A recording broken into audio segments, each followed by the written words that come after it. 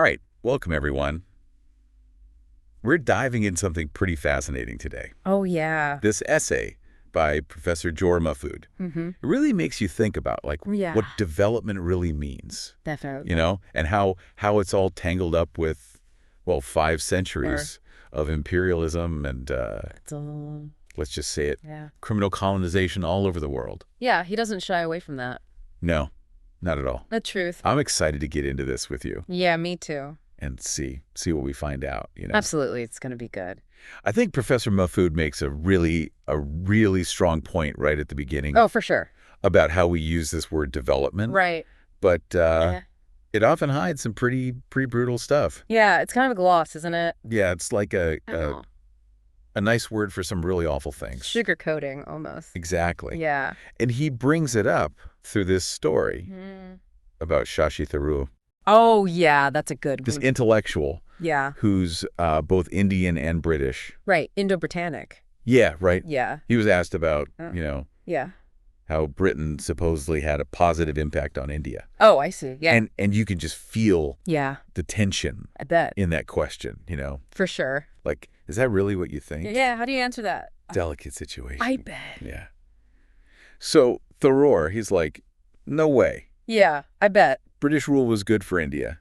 Yeah. Like, that's just not true. He lays it out there. He's like, look. Yeah. Before the British showed up. Right. India was a powerhouse. Economically, yeah. Yeah, their GDP. Unbelievable. It was 27% of the whole world's. Wow. In the 18th century. 27%, that's huge. Huge. Yeah. But then after 200 years of being a British colony, India's GDP plummets. Crashes down to 3%. Oof.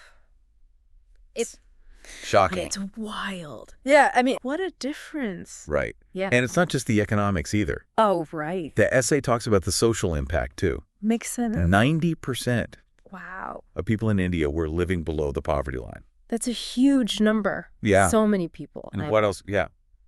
Only 17%. Wow. Could read. So low. Yeah, literacy was super low. Yeah. And by 1947... Right when they got independence. Yeah. Yeah. The average person in India... Oh, gosh. ...was only expected to live to 27. That's just terrible. It's really hard to ignore those numbers. You know, those are hard-hitting. They're devastating. Yeah, for sure. But then Tharoor goes even further. He tackles this idea that the British brought technology to India. Oh, yeah. Like they did them a favor. Right, like they modernized them. Exactly. Right. And he's like, no. Yeah. The tech stuff we see in India today, that all came after independence. Okay. Not because of the British. Oh. And he also debunks this whole thing. Okay. About Britain bringing a free market to India. Right, like free trade, all that. Yeah. Yeah. He's like, hold on. Yeah. The Indian textile industry, which was thriving for thousands of years. Right. It got destroyed by the British. Really? Yeah, like literally at gunpoint. Wow. It's crazy. That's intense. It really flips the script on this whole development as a good thing narrative. Yeah, for sure. Right. Like it wasn't about helping India at all. No. It was about control. Control. And taking their wealth. Exactly, taking their stuff. Yeah, not uplifting anyone. Yeah, it's a different story when you look at it like that. Right. Yeah. So the essay uses this story about Tharoor to launch into this bigger discussion. Okay, I like that. And he brings in some serious research by these professors. Oh, yeah. Jason Hickel and Dylan Sullivan. I've heard of them. Their work is all about putting a number on the real cost of British colonialism in India. Yeah, that's a tough thing to do. Right. Yeah. But important. And their findings are, well, pretty startling. What did they find? They think over 100 million people died in India. Oh, my God. In just 40 years. That's a short period. I know. Yeah. Because of what the British were doing. It's hard to even fathom that 100 million. And then the financial cost. Right, because there's that too. It's crazy too. Yeah, I bet. They estimate at least $45 trillion. 45 trillion. Yeah. Wow. Was taken out of India. Stolen, basically. Yeah, basically. During British rule. That's more than most countries' entire economies. $45 trillion. Wow. It's like 10 times bigger than the entire UK economy today. Wow, that puts it in perspective. Right. Yeah. And this research, it challenges this idea, this big idea that we all kind of believe that capitalism has lifted everyone out of poverty. Oh, the rising tide lifts all boats. Yeah, that whole thing. Right. But they're saying, not really. Interesting. So how did they figure that out? Well, what I find really interesting is how Hickel and Sullivan approach this whole question. Right. They don't just look at GDP. Which is the usual thing. Right, like, oh, GDP is up. Yeah, everyone must be doing better. Everyone's winning. Right, but they're like, no. They're like, no, let's look at the actual people. Like, how are they actually doing? So they look at things like real wages. Okay, yeah. How tall people are. Wait, really? Yeah, their physical stature. Huh, okay. And how many people are dying.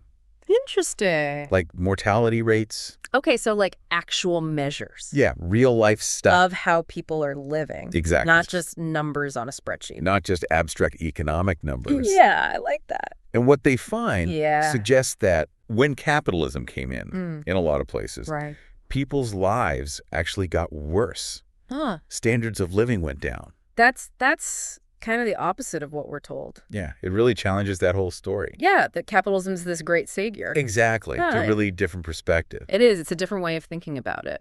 And it brings us to this important point that the essay makes for centuries, bringing different parts of the world into this capitalist system. Yeah. It didn't actually make most people better off. Right. It made things worse. For a lot of people, yeah. For a lot of people. So it wasn't this win-win situation. No, not at all. Like they told us. Right. Yeah. This deep dive. It's good. It's really pushing us to think differently about this stuff. To look beyond the surface. Yeah, we're not just talking about India here. Right. The essay uses this research to look at the impact of capitalism on what's called the global south.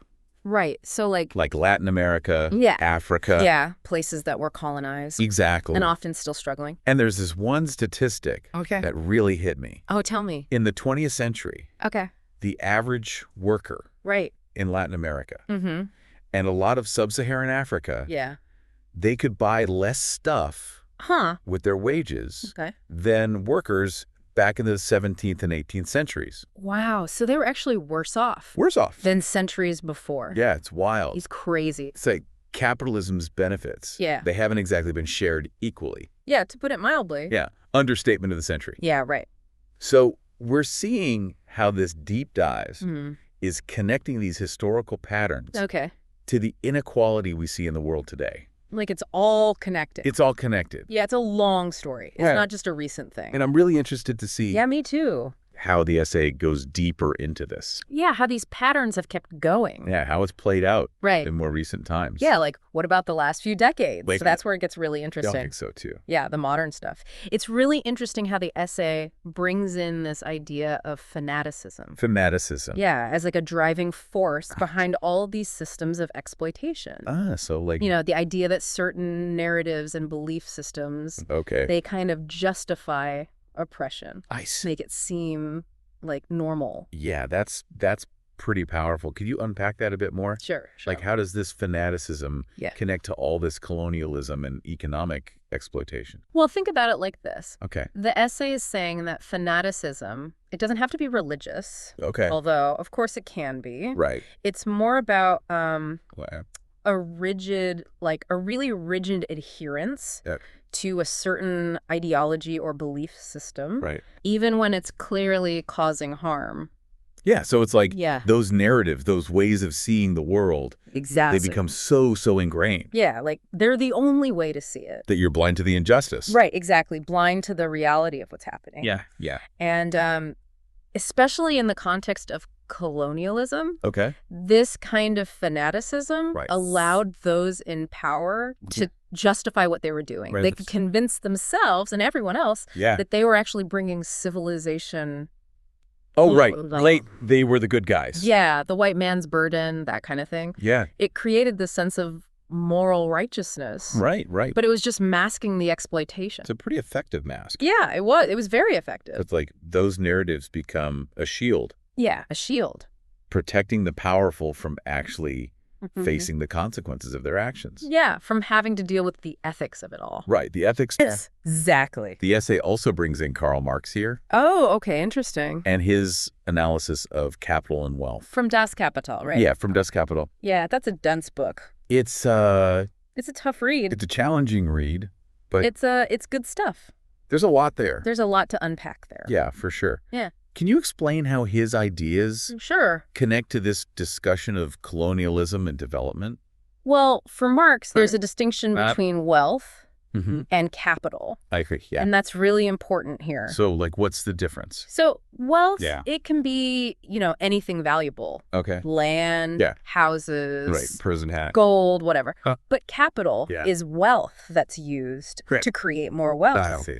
It's about taking your profits and reinvesting them to grow. Right. And for Marx, he saw this as intensifying the exploitation. Right. It's not just about having money. No, it's not just about having it. It's about using it to make more.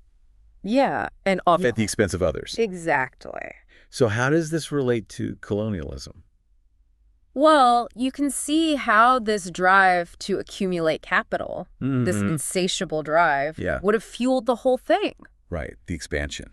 Yeah, empires getting bigger and bigger. Taking resources. Taking everything they could. Subjugating people. Yeah, the whole system. The whole colonial system. Yeah, it's all connected to that drive. And the essay argues that this wouldn't have happened without this fanaticism, this belief that your economic system is superior. And that you have the right. And you have the right to force it on everyone else. It's a dangerous combination. It's a disturbing thought. It is. But it makes you wonder, how much of what we call progress is actually built on exploitation. Right. It makes you question everything. It does. And the essay is saying, this isn't just history. Right. It's still happening. Yeah, it's happening now. Especially with the rise of neoliberalism. Neoliberalism, okay. Right. This whole ideology of free markets. Yeah, globalization. Privatization. Deregulation. All of that. It's often masking the same kind of exploitation. It's like a new version. Like colonialism 2.0. Yeah, in a way. It's just dressed up differently. He's got a new suit on. Right, exactly. But underneath, it's the same system. Yeah. So it's like we're seeing this new kind of fanaticism. Yeah, I think so. This belief in free markets. Right. Individual freedom. Yeah, all those buzzwords. But it's actually just making the world more unequal. It's creating more winners and losers. Yeah, winners and losers. And the gap between them keeps getting wider. It's a pretty stark picture. Yeah. The essay is definitely pushing us to be more critical. Yeah, to question everything. To question these narratives. Yeah, these stories we're told. To challenge these systems. The systems that are creating these problems. It's a call to action, isn't it? It is. It's a call to wake up and see what's really happening. Yeah, not just accept things as they are. No, to question everything. But how do we actually do that? That's the big question. What are the steps? The essay doesn't really give us a roadmap. Okay. It's more about shifting our consciousness. Yeah, that's a good way to put it. Becoming more aware of these historical patterns. Right, seeing the connection. How they're still shaping our world. Exactly. It's like history isn't just the past. No, it's still alive. It's still happening. It's shaping our present. And if we understand it, we can maybe change things. Yeah, that's the hope. Create a more just and equitable future. That's what we're aiming for. Professor Mahfoud also talks about the social and political consequences of all of this. Right. It's not just economics. He compares it to the rise of what he calls a vile financial aristocracy. Ooh, that's a strong phrase. Yeah, it's pretty intense. Vile financial aristocracy. During the early days of industrial capitalism. Right, back in the 19th century. And it's kind of scary. Yeah. How relevant it still feels today. It's like we're seeing the same thing happening. Yeah, this concentration of wealth, power in the hands of a few. And everyone else is struggling. Yeah, it's a familiar story. Unfortunately. He even quotes Marx. Oh, really? About this. What does he say? He says, the colonial system, with its public debts, its heavy taxes, its protectionism, and its commercial wars are the result of the manufacturing revolution. Wow. It's wild. That's from the 19th century. Yeah, and it feels like he's describing the world today. It's like he saw it coming. Right. Yeah, it's incredible how accurate he was. It's like history is rhyming. Yeah, rhyming. We see these patterns repeating. over and over again. But they have new names. Yeah, new packaging. New disguises. Right, but the underlying structure. The structure is the same. It's the same game. And the essay is saying, look, yeah, see past the disguises. See the bigger picture. Recognize the patterns. That's how we start to change things. It's about thinking critically. Yeah. Questioning what we're told. Not just accepting the official story. Right. Considering different perspectives. Exactly. It's kind of scary how those observations from way back then still feel so relevant today. It's like, have we learned anything? Right. Makes you wonder who really benefits from all this so-called progress. It does, doesn't it? Capitalism, I mean, and at what cost? Exactly. Who's paying the price? The essay really doesn't hold back. No, it's pretty direct. Makes us face these uncomfortable truths. Yeah, about how the world works. How it's structured, really. Yeah, the underlying systems. And it asks us to think about different ways of doing things. Yeah. Different ways of organizing society. It's a big challenge. It is. But it's important to at least try to imagine something different. So what does all this mean for us now? Right, here in the 21st century. How do we take these insights, all this history, and apply it to the problems we're facing today? It's a good question. Like global inequality. Yeah, the climate crisis. All of it. Yeah, all the big stuff. That's the million-dollar question, isn't it? It is. And the essay doesn't give us all the answers. Okay. It's not a how-to guide. Right. But it does give us a new way of seeing things. A new framework. Yeah, a different lens. For understanding these complex issues. Exactly. So it's more about equipping us with the tools. Yeah, the knowledge. To think critically. Yeah, to question the status quo. To come up with our own solutions. To imagine a better future. That's powerful. It is. It's empowering. It's about recognizing that we're not just along for the ride. Yeah, we're not just passengers. But active participants. We can make a difference. In shaping the world. We have to believe that. And by understanding the past, right, all that history, we can be better equipped to create a better future. I think that's the key takeaway. This deep dive has really been eye-opening for me. Me too. This whole concept of development, it's way more complicated, more nuanced than we often think. That we're led to believe. It's not just about economic growth. No, it's about who benefits. Exactly. And who gets left behind. And I think Professor Mahfoud leaves us with this really powerful question. Oh, what's that? How can we really understand and challenge the legacy of colonialism and how it's still impacting the world today? It's a big question. It is, but I think it's one we need to keep asking. Definitely. It's not about blame or guilt. No, it's about taking responsibility. Yeah.